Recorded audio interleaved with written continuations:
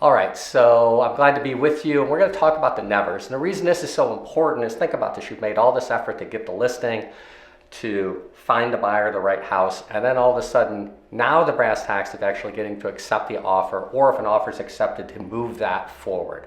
All right, so there's some things you just don't ever want to do, right? Because this is this important. So roll your eyes that you're just disregarding what they say. Tisk, the swear, use those terms. Underdress, guys. This is such an important thing. How you're dressed and how you behave is how they're going to move forward or not move forward in this process, right? Scratch your nose. You're either disregarding what they're saying, and in some cultures, you're just being dishonest, right? And so carefully your body language. Remember the personality. Who are you talking to? Is this a friend? Is this a thinker? Is it a driver? How you present the different terms of an offer and how you interact with them are going to be so important. Remember that class you took, dig into that.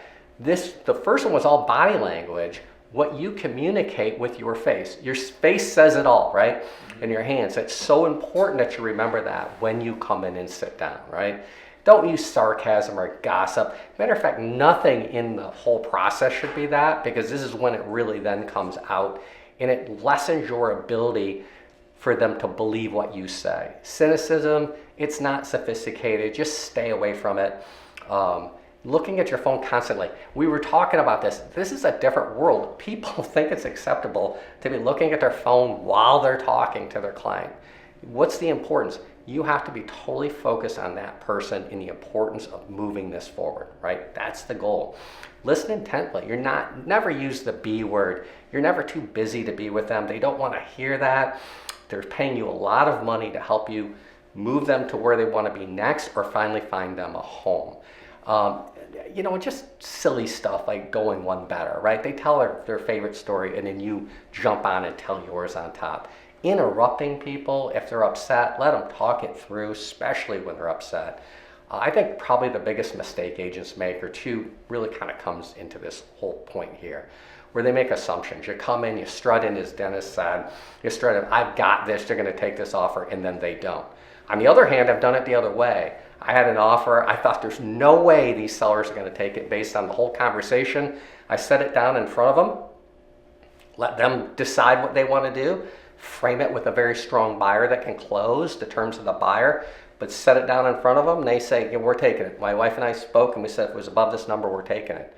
I said, that's what we want to do, which shocked me because it wasn't what we had talked about, but their situation was, and it really came down to if they're a strong buyer, we'll move forward. Now, guys, is that giving up too much? Because actually, think about this for a second. Because I said, I think there's a little bit more money on the table that we could counter, get some money. They said, no, we just want to move forward with this.